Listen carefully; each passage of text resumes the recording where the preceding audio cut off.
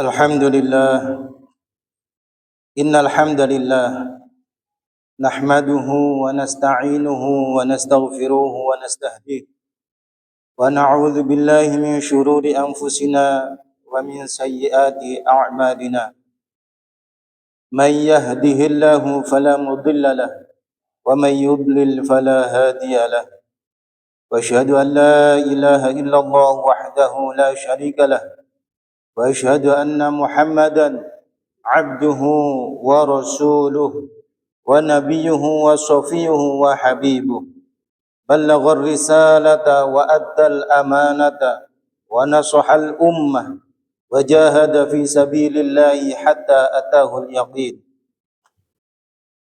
اللهم صل وسلم على سيدنا محمد في الأولين وصل وسلم على سيدنا محمد في الآخرين وصل وسلم على سيدنا محمد في العالمين وصل وسلم على سيدنا محمد في كل وقت وحين وعلى آله الأطهار وأصحابه الأخيار وأتباعه الأبرار إلى يوم الدين أما بعد فيا عباد الله أوصيكم ونفسي بتقوى الله فقد فاز المتقون قال الله تعالى في القرآن الكريم يا أيها الذين آمنوا اتقوا الله وقولوا قولا سديدا يصلح لكم أعمالكم ويغفر لكم ذنوبكم ومن يطع الله ورسوله فقد فاز فوزا عظيما وقال تعالى في آية أخرى يا أيها الذين آمنوا اتقوا الله حق تقاته ولا تموتن إلا وأنتم مسلمون. Ma'asyiral muslimin rahimakumullah. Mengawali khutbah pada siang hari ini, khatib selalu berwasiat kepada kita semuanya, marilah kita senantiasa meningkatkan ketakwaan kita kepada Allah Subhanahu wa taala dengan melaksanakan segala perintah-perintah Allah dan menjauhi segala larangan-larangan Allah. Bertakwalah kepada Allah, karena kesuksesan akan diraih oleh orang-orang yang bertakwa. Ma'asyiral muslimin rahimakumullah. Alhamdulillah, hari ini kita berada di Jumat ketiga bulan Rajab tahun 1446 Hijriah. Bulan Rajab adalah satu dari 4 bulan Al-Ashhurul Hurum, bulan-bulan haram, bulan suci dan mulia, yaitu Dzulqa'dah, Dzulhijjah, Muharram dan Rajab. Sebentar lagi insyaallah kita akan memperingati hari mukjizat baginda Nabi Muhammad sallallahu alaihi wasallam, yaitu Isra Mi'raj. Di setiap bulan Rajab kita selalu diingatkan bahwa ketika Mi'raj Rasulullah sallallahu alaihi wasallam menerima perintah salat 5 waktu. Begitu istimewanya salat sampai-sampai Allah Subhanahu wa taala mewahyukan perintah salat itu di tempat yang istimewa, di suatu tempat di atas langit ketujuh, di atas Sidratul Muntaha, di suatu tempat yang tidak pernah sekalipun dilakukan perbuatan kufur, perbuatan syirik, dosa dan maksiat di dalamnya. Allah Subhanahu wa taala berfirman, "Hafizu 'ala sholawati was sholatil wusta wa qumu lillahi qanitin." Peliharalah semua salatmu dan peliharalah salat wusta, salat asar. Berdirilah untuk Allah dalam salatmu dengan khusyuk. Al-Quran surat Al-Baqarah ayat 138. Rasulullah sallallahu alaihi wasallam juga bersabda, "Khamsu shalawatin katabahunna Allahu 'alal 'ibad, faman jaa bihinna lam yudayyi' minhunna syai'an istighfafan bihaqqihinna, kana lahu 'indallahi 'ahdun ay yudkhilahul jannah."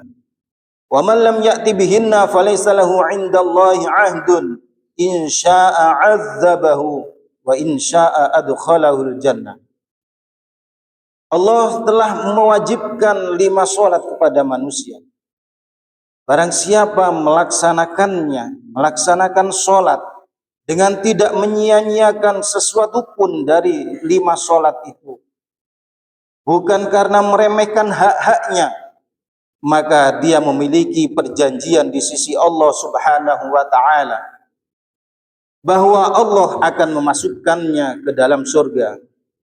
Dan barang siapa tidak melakukan sholat, tidak melaksanakan sholat, tidak mendirikan sholat, dia tidak memiliki perjanjian di sisi Allah. Jika Allah menghendaki, Allah akan menyiksanya. Dan jika Allah menghendaki, Allah akan memasukkan ke dalam surga. Hadis riwayat Baihaqi. Dengan demikian kedudukan sholat sangatlah penting dan agung. Karena sholat adalah amal yang paling utama setelah iman. Barang siapa yang menjaga dan memelihara sholat, sungguh ia telah menjaga agamanya. Namun, barang siapa yang teledor terhadap sholat, maka terhadap selain sholat, pastilah ia lebih teledor. Para ulama ahlu sunnah wal jamaah mengatakan bahwa jika seseorang meninggalkan sholat karena mengingkari kewajibannya, atau melecehkannya, atau merendahkannya, maka ia telah kafir. Sedangkan jika ia meninggalkan sholat karena malas, karena ia tidak kafir, maka ia tidak kafir, tetapi dihukumi fasik atau pelaku dosa besar. Untuk itu, janganlah kita menunda-nunda sholat sampai keluar waktunya sholat. Janganlah kita bermalas-malasan melaksanakan sholat. Di dunia ini, kita bisa saja menunda perjalanan ataupun pekerjaan. Sedangkan kematian adalah kepastian yang tidak bisa ditunda atau dibatalkan. Mari kita selamatkan diri kita sebelum lewat waktunya. Jatah umur kita terbatas. Hembusan nafas kita ada penghabisannya. Jika seseorang meninggalkan sholat, tidaklah ia malu pada Allah Subhanahu wa taala yang telah menciptakannya dan menganugerahkannya banyak sekali rahmat dan nikmat-nikmat kepadanya.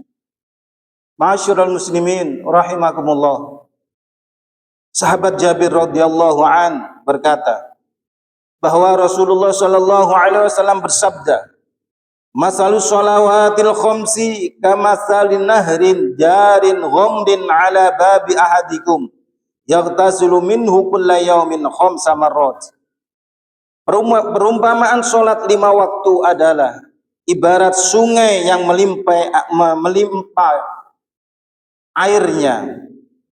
Ibarat sungai yang melimpah airnya, yang mengalir ke arah pintu rumah salah seorang di antara kalian. Lalu ia mandi dengan air tersebut setiap hari sebanyak 5 kali. Hadis riwayat Muslim. Rasulullah Shallallahu Alaihi Wasallam juga bersabda, "Rasul amri al-Islam, wal amuduhu as-salah." Induk dari segala perkara adalah Islam, dan tiangnya adalah sholat. Hadis riwayat Ahmad. Allah telah menjadikan sholat sebagai penyejuk mata dan jiwa, serta pelipur lara bagi mereka yang dirundung kesedihan. Rasulullah Shallallahu Alaihi Wasallam telah memberikan teladan kepada kita bahwa ketika beliau sedang mengalami masa-masa sulit, masa-masa yang berat, beliau menghibur dirinya dengan mendirikan sholat. Hadis riwayat Ahmad. Rasulullah Shallallahu Alaihi Wasallam bersabda, "Wa ju'ilat qurratu aini fis shalah." Telah dijadikan kesejukan mata dan jiwaku, artinya kebahagiaan Rasulullah pada sholat. Beliau juga terbiasa menyeru kepada Bilal, "Ya Bilal, arihna bis shalah."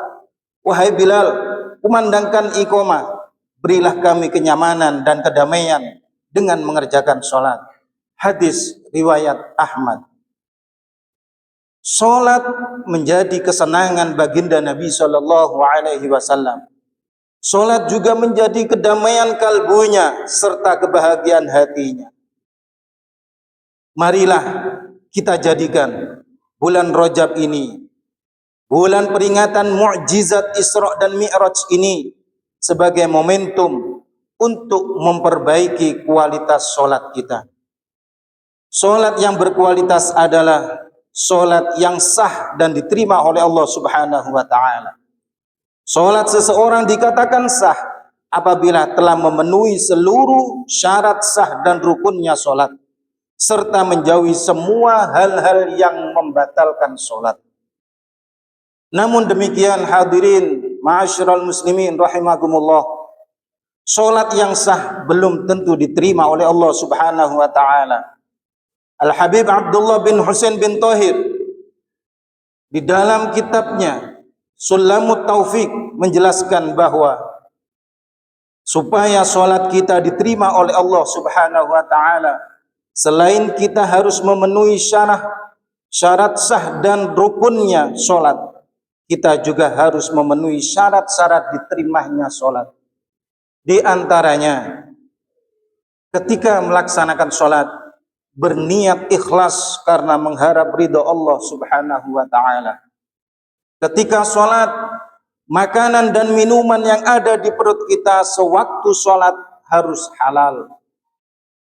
Ketika salat, pakaian yang kita kenakan pada salat harus halal. Dan tempat yang kita gunakan untuk sholat pun juga harus halal. Sholat yang kita lakukan harus disertai dengan kekhusyuan. Walaupun itu sebentar. Semakin lama kadar khusyuk kita ketika sholat, maka semakin besar pahala yang kita dapatkan dari Allah Subhanahu wa ta'ala.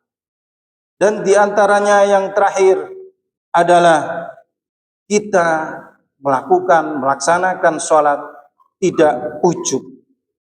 Tidak ujub dengan sholat yang kita lakukan. Ujub adalah apabila seseorang melihat bahwa kemampuan menjalankan ibadah sholat adalah keistimewaan dari dirinya, dan ia lalai untuk mengingat bahwa hal itu adalah karunia dari Allah Subhanahu wa ta'ala. Ma'asyiral muslimin rahimakumullah.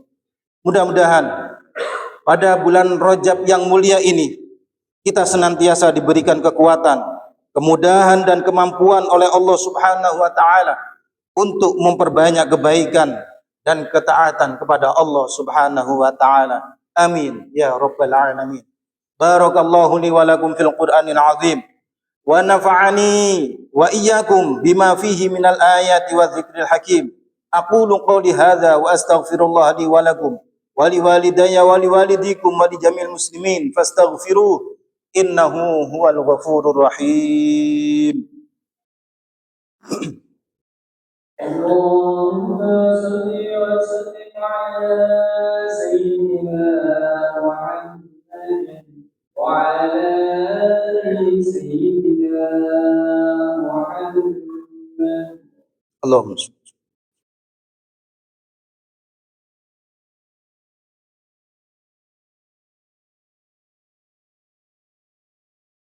Alhamdulillah hamdan katsiran kama amar wa asyhadu an la ilaha illallah wahdahu la syarika lah irghaman liman jahada bihi wa kafar wa asyhadu anna sayyidana wa nabiyyana wa maulana Muhammadan abduhu wa rasuluh sayyidul khalaiqi wal bashar. Allahumma salli wa sallim wa barik ala sayyidina wa nabiyyina wa maulana Muhammad wa ala alihi wa ashabihi masabihil ghurar.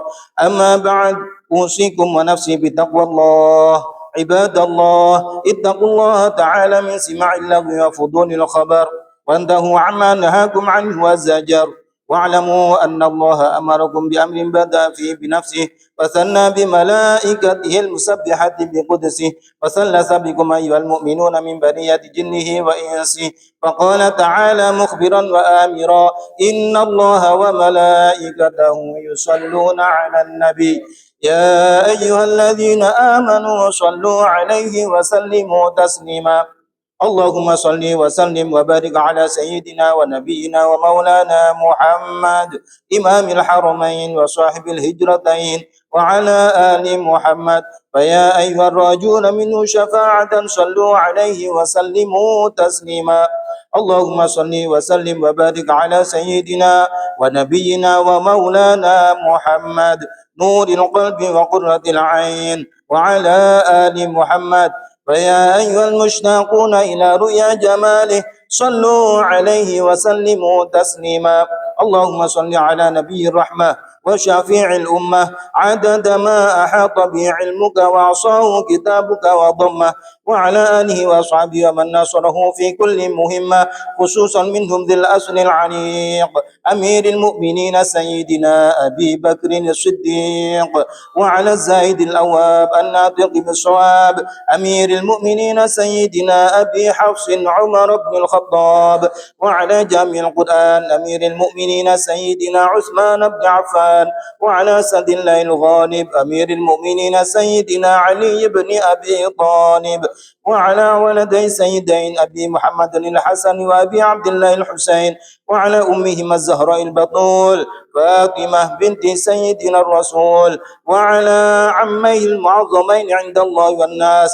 المطهرين من الدنس والأرجاز أبي عمارة حمزة وأبي الفضل العباس وعلى بقية العشرة المبشرة الذين بايعوه تحت الشجرة طلحة الفياض والحواري الزبير وسعد الهدى وسعيد الخير وعبد الرحمن الزكي الشاكر وأبي عبيدة الزاهد الزاهر رضوان الله تعالى عليهم أجمعين إلى يوم الدين اللهم اغفر للمؤمنين والمؤمنات والمسلمين والمسلمات الأحياء منهم والأموات ربنا إنك قريب مجيب الدعوات يا قاضي الحاجات يا كافي المهمات برحمتك يا أرحم الراحمين اللهم أعز الإسلام والمسلمين واخذل الكفرة والمبتدعة والمشركين اللهم شتت شملهم اللهم مزق جمعهم اللهم دمر ديارهم اللهم انصر من نصر دين محمد واخذل من خذل دين محمد واجعل اللهم بلدتنا هذه آمنة مطمئنة وسائر بلدان المسلمين واكتب اللهم الستر والسلامة والعافية علينا وعلى عبيدك الحجاج والوزاد والمسافرين في برك وبحرك وجوك من أمة محمد أجمعين اللهم ارفع عنا القحط والغلاء والجور والفتن والوباء وسائر أنواع البلاء من بلدنا خاصة ومن بلدان المسلمين عامة اللهم ادفع عنا شر الطاغين والباغين والظالمين والمعتدين بما شئت وكيف شئت عاجلا غير آجل في لطف وعافية يا أرحم الراحمين ربنا آتنا في الدنيا حسنة وفي الآخرة حسنة وقنا عذاب النار عباد الله إن الله يأمر بالعدل والإحسان وإيتاء ذي القربى وينهى عن الفحشاء والمنكر والبغي يعظكم لعلكم تذكرون واذكروا الله العظيم يذكركم واشكروه على نعمه يزدكم واستغفروا ربكم ولذكر الله أكبر